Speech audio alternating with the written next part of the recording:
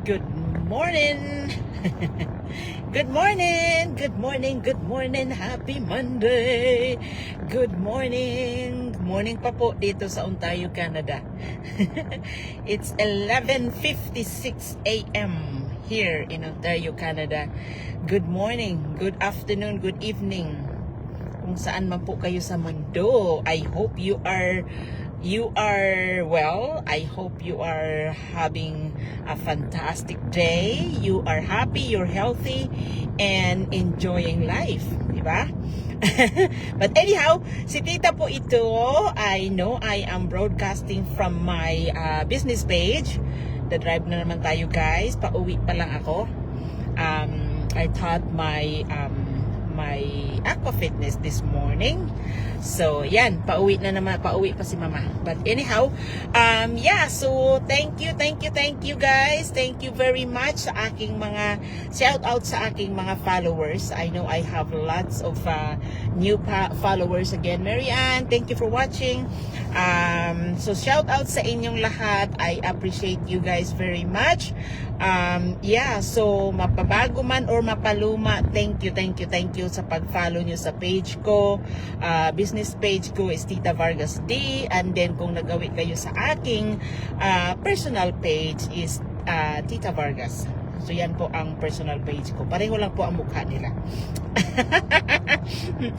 But anyhow, Gina, thank you ladies. Thank you for watching. Oh my goodness, maraming salamat na sinasamahan niyo ako. Aray, makati ang kamay ko. Ayan, pera padating. Ibubulsa ko muna. But anyhow, pag-usapan po natin ngayon, nilagay po diyan is your talent, your passion, your skills.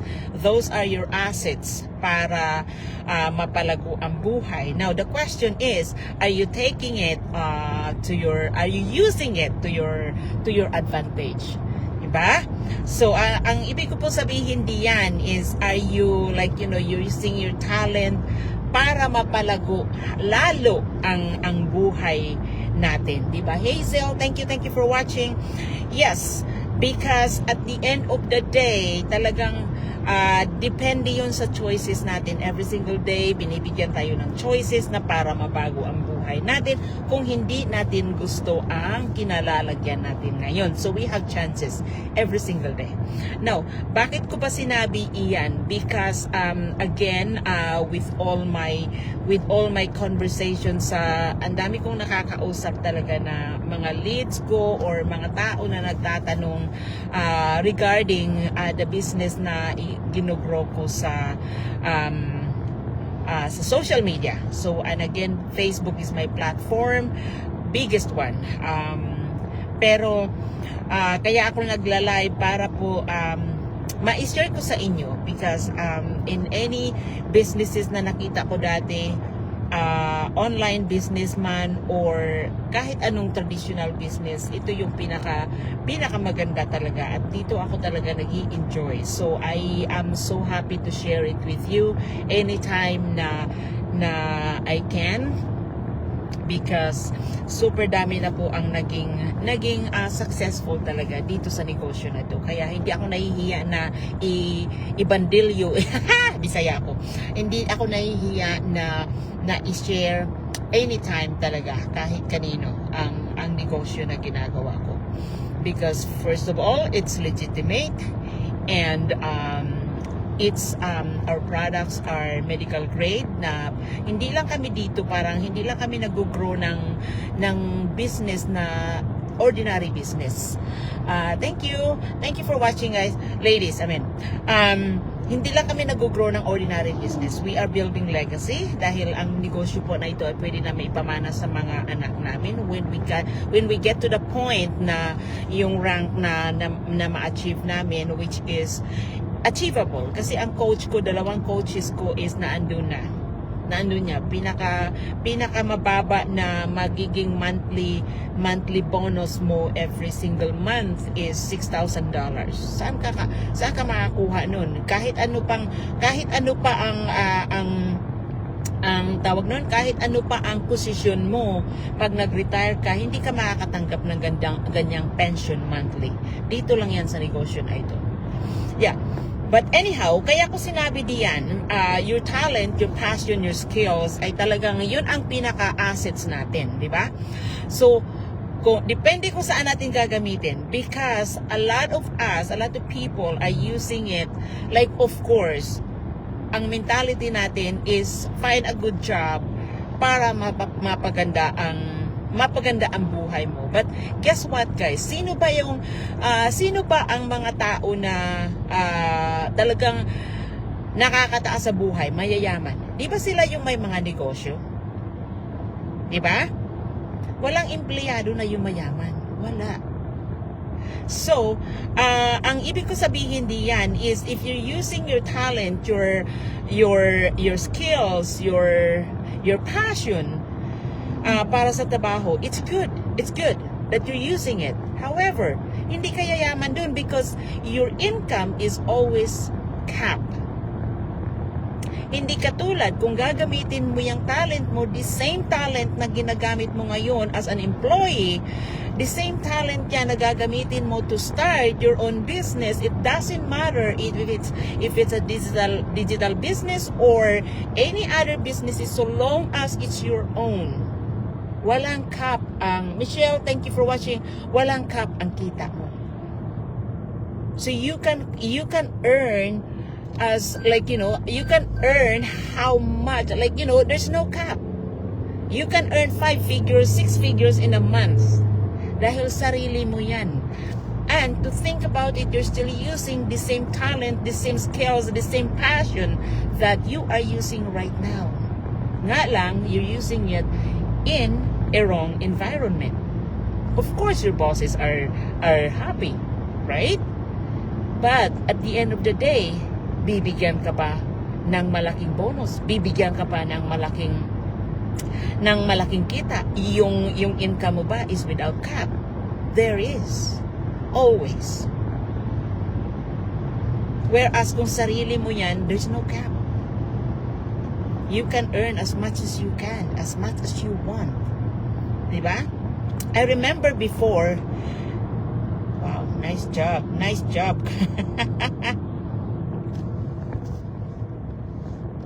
What is that? You go slow? Cut? Sorry guys. Okay, thank you for watching. Thank you. Ayan. Na-distract ako. Oh my goodness. Yeah. So anyhow, so meron ka. I remember nung nasa sales and marketing ako. So I remember it, there was one time na, and that was 2015. As a sales and marketing ako noon. So that was 2015. So there was a time that the 2 weeks I earned, I believe it was almost $5,000 for the 2 weeks. Because if you're kung magaling ka is talagang kikita ka din, right? Talagang kikita ka. Now, because of course there's commission yan, commission. Now, so I was so hectic, guys. I'm sorry. Ayan. Oh, parang hindi stable yung aking internet. I'm sorry. Hindi siguro ako magtatagal. But anyhow, kwento ko lang sa inyo. But anyhow, so that was 2015. So in 2 weeks, I earned almost $5,000. Yun ang paycheck ko. So I was so happy because I never I work, Kenny, thank you for watching. I work in that was my first time na nakatanggap ako ng ganung kalaki. Because I work as a nanny when I came here to Canada, and then I work as a housekeeper. Magkano kita mo? Oh my God, ang 2 weeks ko noon, I remember, ang 2 weeks ko noon is $500. Oh my God, pugbog sarado ka na, $500 lang. Kulang pa sa padala ko para sa anak ko. I remember that. And then, so baon ako sa utang noon. So when I moved into sales and marketing, of course, napaganda yung kita ko. Right? So I remember that it was my 2 weeks pay that was almost $5,000. So akala ko talagang super saya ako dahil doon lang ako nakakita na ang 2 weeks na pay ko is was almost $5,000, but of course with the tax, so I think ang na-receive ko noon is around 4,000 something, 4,200 I think. That's for 2 weeks. Grabe. Sabi ko, ang saya-saya ko. Sabi ko, oh my God. Sabi ko, I love working on sales. I was like, you know. And then because of course it's commission based, it's not stable. The same way kung business mo, sarili mong business, it's not stable. You can't expect na talagang ang income mo is ganun talaga, because nga wala kang cap, right? You can earn as much as you want or less. It depends. You're like up and down. So that's how it goes.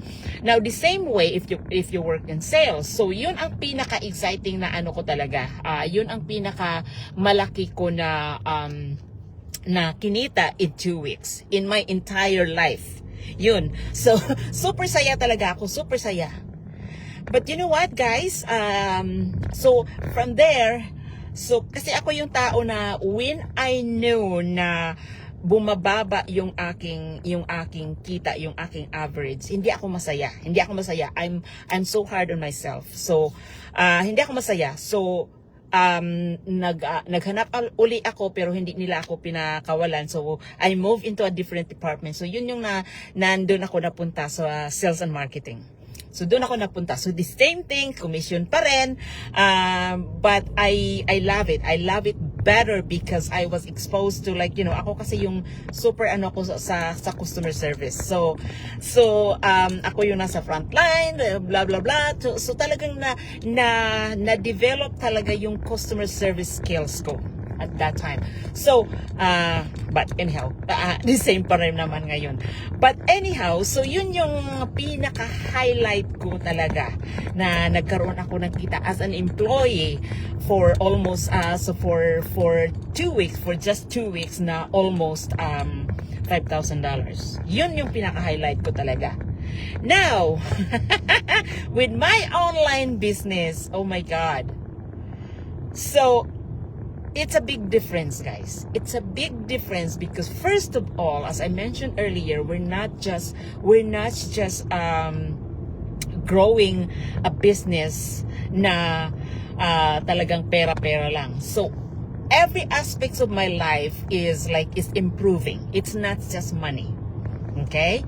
So in this business, now, yung $5,000, oh my God, it's just one day ko lang kikitain yan dito minsan. But again, with business, hindi ko sinasabi na it's easy. Hindi ko sinasabi na it's get rich quick scheme ito. Hindi, no.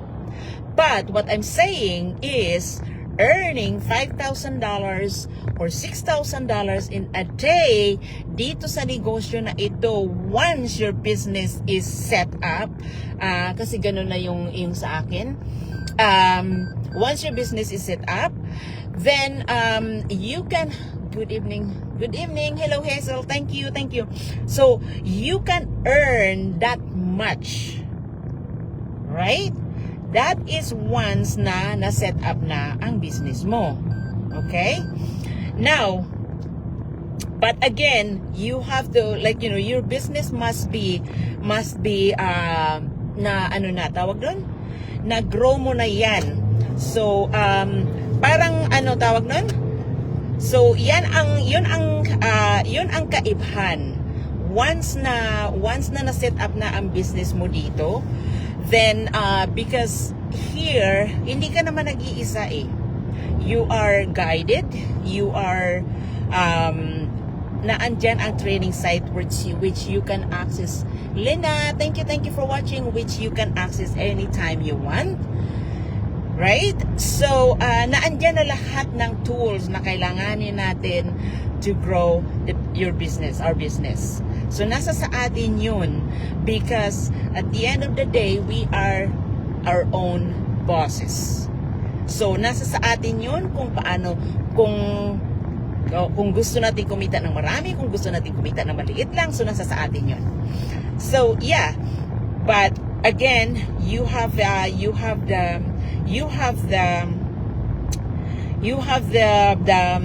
the say kung ano yung gagawin mo because sarili mong negosyo. Diba? And then yung kita mo dito ay walang cap. Right? Hindi katulad na empleyado tayo. So yeah.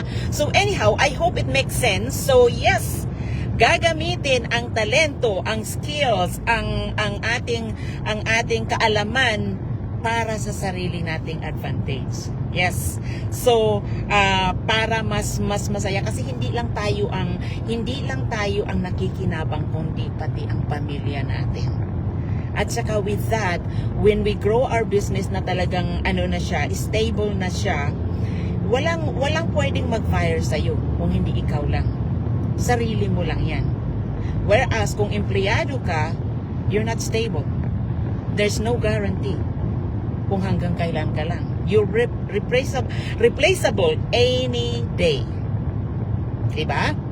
Kasi hindi mo sarili yan eh. So that is my take. So I hope it makes sense. So guys, hindi na ako magtatagal. But anyhow, if you wanted, andito na naman ako sa dead spot. But anyhow, if you wanted more information about the business, sign up with your name and email address na andyan po sa aking business page, ang aking website. That's all you have to do.